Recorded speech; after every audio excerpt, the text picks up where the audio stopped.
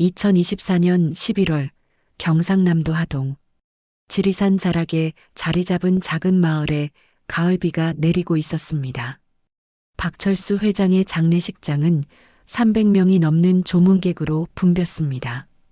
하지만 그 많은 사람들 속에서 정작 그의 자식들은 각자 다른 생각에 잠겨 있었습니다. 여보, 아버지 유언장은 확인해 봤어? 장례식장 복도 한 구석에서 장남 박민석이 아내 수진에게 낮은 목소리로 물었습니다.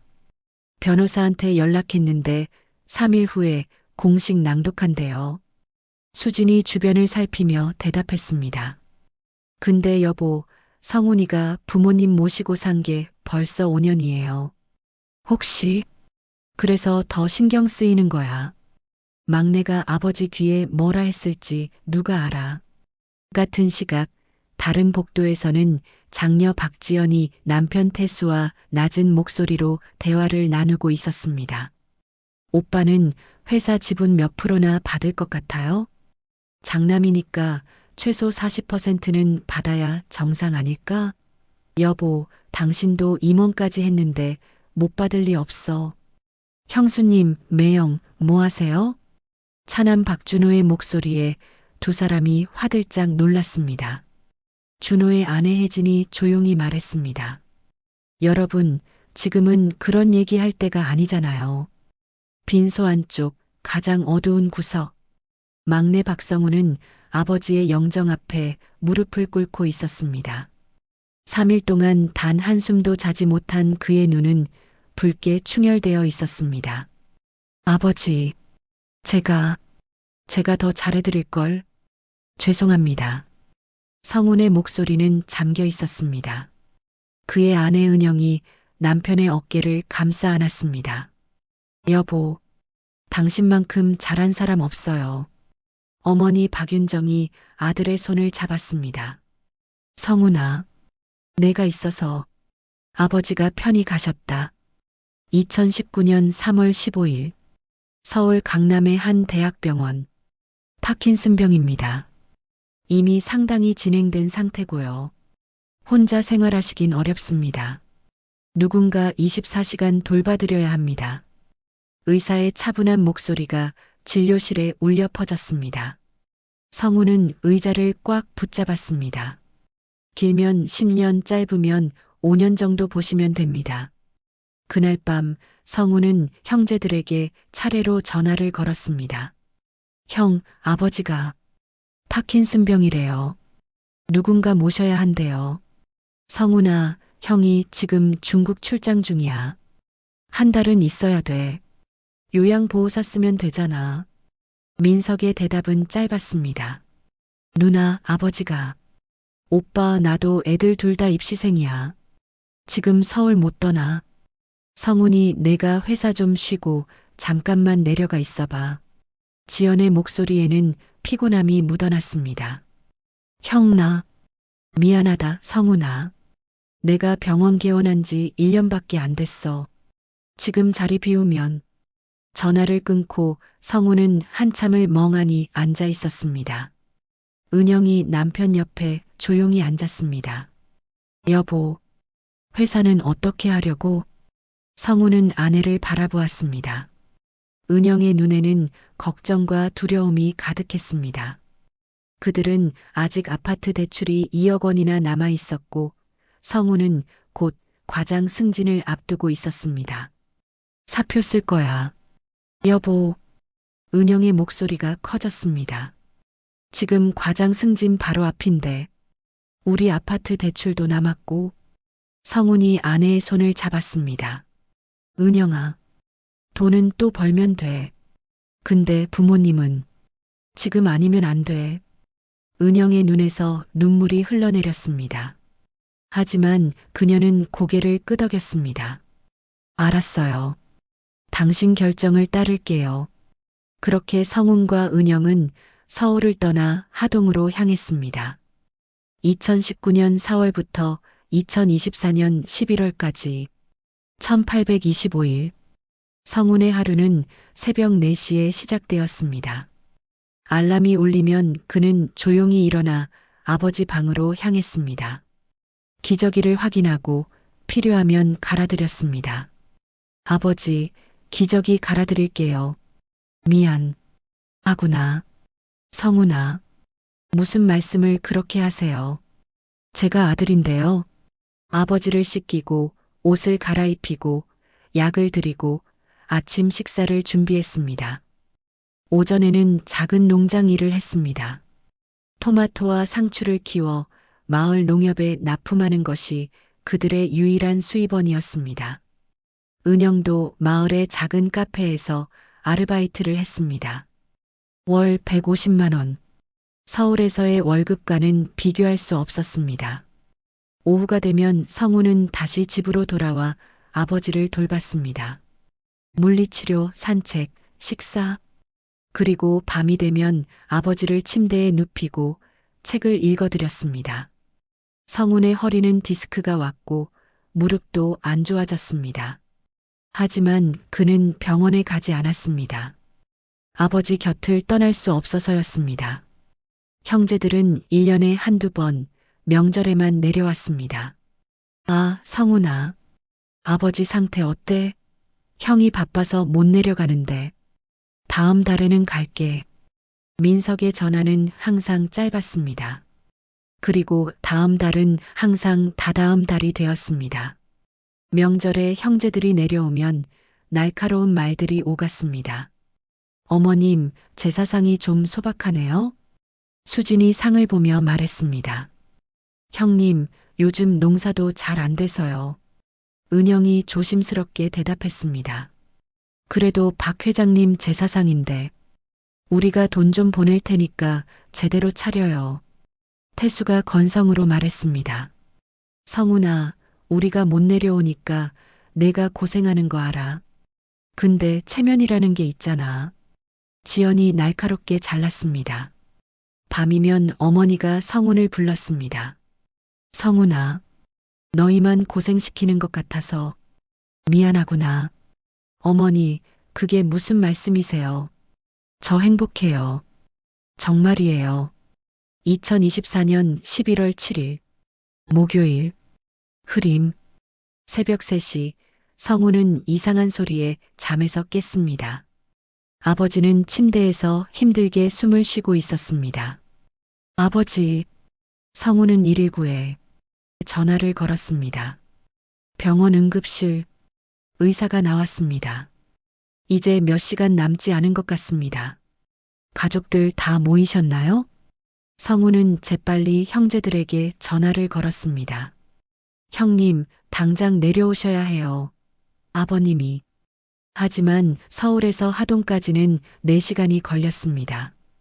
오전 7시 아버지는 산소호흡기를 쓰고 있었습니다. 성훈과 은영, 그리고 어머니만이 병실에 있었습니다. 성훈아, 가까이. 아버지의 목소리는 거의 들리지 않았습니다. 내가 미안하다. 너한테 아무것도 못해준 것 같아서. 무슨 말씀을. 아버지, 유언장 써놨다. 변호사한테, 너한테 미안하지 않게 해줬다. 아버지, 그런 거 필요 없어요. 그냥 계세요. 제발. 성훈의 눈에서 눈물이 쏟아졌습니다. 효자, 내가 진짜 효자다. 고맙다. 아들. 그것이 아버지의 마지막 말이었습니다. 오전 8시 42분. 박철수 회장, 향년 75세. 운명. 민석은 4시간 후에 도착했습니다. 지연과 준호는 6시간 후였습니다. 하지만 이미 늦었습니다. 아버지는 떠났습니다. 장례를 치른 3일 후, 하동의 한법률사무소, 형제들과 그들의 배우자들이 모두 모였습니다. 변호사가 유언장을 펼쳤습니다. 고인 박철수 회장님의 유언을 집행하겠습니다. 먼저 회사 지분 40%는 배우자 박윤정 여사님께, 그리고 막내 박성훈 씨에게 회사 지분 45%와 하동의 전 부동산을 상속합니다. 뭐라고요? 지연이 자리에서 벌떡 일어났습니다. 장남 박민석 씨, 장녀 박지연 씨, 차남 박준호 씨께는 각각 5%씩의 지분을 상속합니다. 민석의 얼굴이 붉어졌습니다. 이건 말도 안 됩니다. 5%요? 수진이 변호사를 노려보며 말했습니다. 이 유언장 법적으로 문제 없나요? 혹시 누가 조작한 거 아니에요? 모든 법적 절차를 거쳐 작성되었고 고인께서 정신이 온전하실 때 직접 녹음까지 하셨습니다. 태수가 성훈을 바라보며 비꼬듯 말했습니다. 성훈 씨, 5년 동안 제대로 투자하셨네요. 매형, 그게 무슨 말씀이세요? 성훈이 당황하며 말했습니다. 오빠, 우리 바보 아니에요. 5년 동안 무슨 짓을 한 거예요? 지연이 날카롭게 말했습니다. 혜진이 말렸습니다. 누나, 너무 하시는 거 아니에요? 성훈 씨가 얼마나 고생했는데. 혜진아, 넌 가만히 있어. 성훈아, 솔직히 말해봐. 내가 계획한 거지? 준호가 차갑게 말했습니다. 은영이 울먹였습니다. 오빠들, 누나. 저희는 정말 아무것도 모르고. 에이, 진짜 모르긴요. 다 짜고 친 거 아니에요? 수진이 비웃었습니다. 그때였습니다. 다들 입 닥쳐. 어머니 윤정의 목소리가 사무실을 가득 채웠습니다. 너희들, 지금 뭐 하는 거냐? 어머니, 저희도 아버지 자식입니다. 이건 너무 불공평해요. 민석이 말했습니다. 불공평? 내가 아버지한테 뭘 해줬는데 불공평해? 어머니, 저도 회사 창업 때 일했잖아요.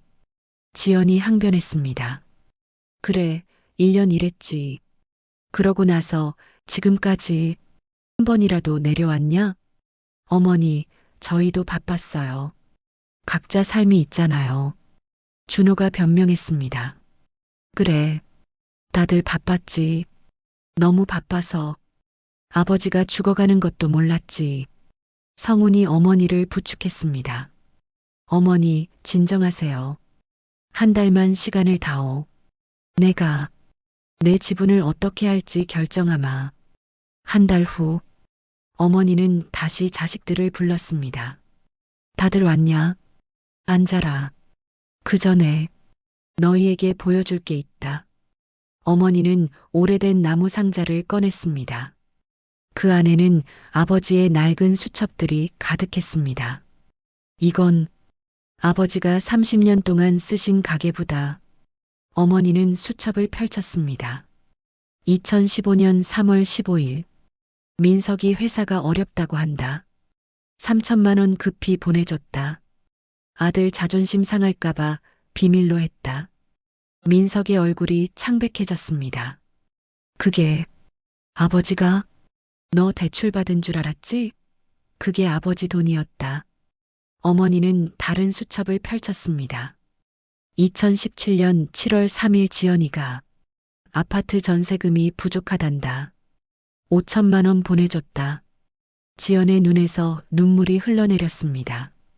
아버지가 그걸 2019년 11월 20일 준호 병원 개원 자금이 부족하단다. 1억 원 보내줬다. 준호의 목소리는 떨리고 있었습니다. 몰랐어요. 어머니는 마지막 수첩을 펼쳤습니다. 2020년 1월 5일 성훈이가 회사를 그만두고 내려온다고 했다. 내 병 때문이다. 너무 미안하다. 성훈이 눈물을 닦았습니다. 아버지, 2020년 6월 18일 성훈이가 매일 나를 씻겨준다. 기저귀를 갈아준다. 한 번도 싫은 내색을 안 한다. 나는 이런 아들을 둬서 복받은 아비다. 은영이 흐느끼기 시작했습니다. 2022년 9월 1일 성훈이 허리가 안 좋다. 나 때문이다. 며느리 은영이도 불평 한마디 없다. 고맙고 미안하다. 2024년 10월 30일 내 마지막 글이 될 것 같다. 민석, 지연, 준호. 다 좋은 자식들이다. 하지만 성훈이는 내 마지막을 함께 해준 아들이다. 나는 그 아이에게 빚졌다. 긴 침묵이 흘렀습니다. 민석이 떨리는 목소리로 물었습니다. 아버지, 저희한테도 그렇게 많이? 너희 셋한테 30년 동안 2억 넘게 도와주셨다. 말도 안 하시고 지연이 울기 시작했습니다. 저는 정말 몰랐어요. 준호도 고개를 숙였습니다. 어머니, 죄송합니다. 제가 너무 몰랐습니다. 어머니가 자리에서 일어났습니다. 이제 내 결정을 말하마. 아버지는 성훈이한테 45%를 주셨다. 나는 내 지분 40% 중 절반인 20%를 사회에 기부한다. 박철수 효 장학재단을 만들 거다. 부모 봉양하는 아이들을 돕는 장학재단. 남은 20%는 성훈이한테 준다. 어머니, 그래. 성훈이가 경영권을 가져야 한다. 5년 동안 아버지 곁을 지킨 아이가 성훈이 손사래를 쳤습니다. 민석이 성훈에게 다가가 껴안았습니다. 성훈아, 형이 미안하다. 정말 미안하다. 지연도 성훈을 껴안으며 울었습니다. 성훈아, 누나가 정말 잘못했어. 준호도 다가왔습니다. 성훈아, 형은 내가 고생하는 거 알면서도 외면했어. 용서해 줄 수 있겠니? 성훈이 형들을 껴안았습니다. 형, 누나, 형, 무슨 말씀을. 저는 그냥. 형제들은 한참을 껴안고 울었습니다. 혜진이 은영에게 다가갔습니다. 동서, 정말 고생 많았어요. 수진이 은영의 손을 잡았습니다. 제가 너무 심했어요. 정말 죄송합니다. 태수도 성훈에게 깊이 고개를 숙였습니다. 진심으로 사과드립니다. 어머니가 말했습니다. 얘들아, 이게 아버지가 너희한테 주신 마지막 선물이다. 진짜 가족이 뭔지 그걸 깨닫게 해주신 거야. 2025년 11월 성훈은 회사의 CEO가 되었습니다. 민석은 해외 영업을 맡았고 지연은 마케팅 고문으로, 준호는 직원 복지 담당으로 회사에 참여했습니다. 회사는 오히려 더 잘 되었습니다. 매주 주말이면 형제들은 고향집에 모였습니다. 어머님, 제가 준비했어요. 오늘은 쉬세요. 수진이 부엌에서 요리를 했습니다. 애들아, 할머니 드릴 상 차리자. 혜진이 아이들을 불렀습니다. 마당에서는 태수가 조카들과 축구를 하고 있었습니다. 저녁 식사 후 형제들은 차를 마시며 어머니와 이야기를 나눴습니다. 어머니, 다음 달에 여행 가실래요? 우리가 모시고 갈게요. 지연이 말했습니다. 제주도 좋을 것 같은데요. 아버지 생전에 가보고 싶어 하셨잖아요. 준호가 제안했습니다. 성훈이 어머니의 손을 잡았습니다.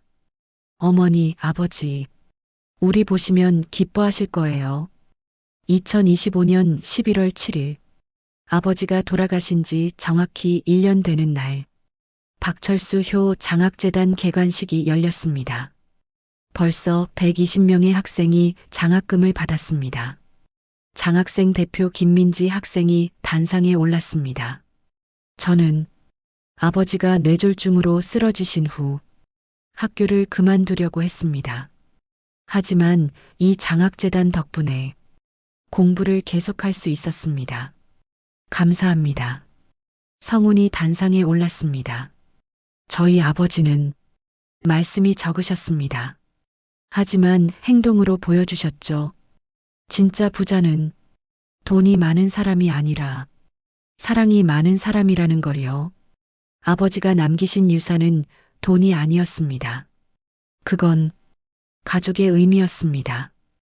행사가 끝난 후 가족들은 아버지 산소에 올랐습니다. 아버지, 저는 이제 알았어요. 아버지가 뭘 가르치려 하셨는지, 민석이 묘비 앞에서 말했습니다. 아버지, 늦었지만 딸이 제대로 배웠어요. 지연이 눈물을 닦았습니다. 아버지, 이제 형제들이랑 매주 봐요. 정말 좋아요. 준호가 말했습니다. 성훈이 묘비에 술을 따랐습니다. 아버지, 아버지 덕분에 우리 진짜 가족이 됐어요. 감사합니다. 정말 감사합니다. 어머니가 손자, 손녀들을 모았습니다. 얘들아, 잘 봐라. 너희 할아버지는 이렇게 위대한 분이셨단다. 네, 할머니. 아이들이 밝게 대답했습니다. 바람이 불어왔습니다. 지리산에서 내려오는 따뜻한 바람이었습니다. 마치 아버지가 미소 짓고 계신 것 같았습니다. 박철수 효 장학재단은 이제 전국적으로 유명해졌습니다. 1200명이 넘는 학생들이 장학금을 받았습니다. 형제들은 일주일에 한 번씩 모였습니다. 명절이 아니어도 특별한 일이 없어도 그저 가족이 보고 싶어서 모였습니다. 그날 밤 성훈은 아버지의 수첩 마지막 페이지를 읽었습니다. 성훈이에게 내가 이 글을 읽을 때쯤이면 나는 이미 떠나고 없을 것이다. 미안하다. 내가 너한테 너무 큰 짐을 지웠구나. 하지만 너는 그 짐을 기쁘게 짊어졌다. 고맙다, 아들아. 내가 있어서 나는 아버지가 될 수 있었다. 그리고 기억해라. 진짜 유산은 돈이 아니다. 사랑이다. 그 사랑을 내 자식들에게도 물려주거라, 아버지가. 성훈의 눈에서 눈물이 흘렀습니다. 하지만 이번에는 슬픔의 눈물이 아니었습니다. 감사의 눈물이었습니다. 알겠습니다, 아버지. 꼭 그렇게 하겠습니다. 창밖으로 별이 빛나고 있었습니다. 그중 가장 밝게 빛나는 별 하나가 성훈을 내려다보고 있었습니다. 아버지였습니다. 이 이야기를 끝까지 들어주셔서 감사합니다. 우리는 종종 유산을 돈으로 생각합니다. 하지만 진짜 유산은 눈에 보이지 않습니다. 그것은 사랑이고 헌신이고 희생입니다. 당신의 부모님은 어떤 유산을 남기고 계신가요? 오늘 집에 가시거든 부모님께 전화 한 통 해보시는 건 어떨까요? 사랑합니다. 그 세 글자면 충분합니다. 시간은 기다려주지 않습니다. 후회하지 마세요. 이 이야기가 감동적이었다면 좋아요와 구독 부탁드립니다. 여러분의 가족 이야기도 댓글로 들려주세요. 다음 이야기에서 또 뵙겠습니다. 감사합니다.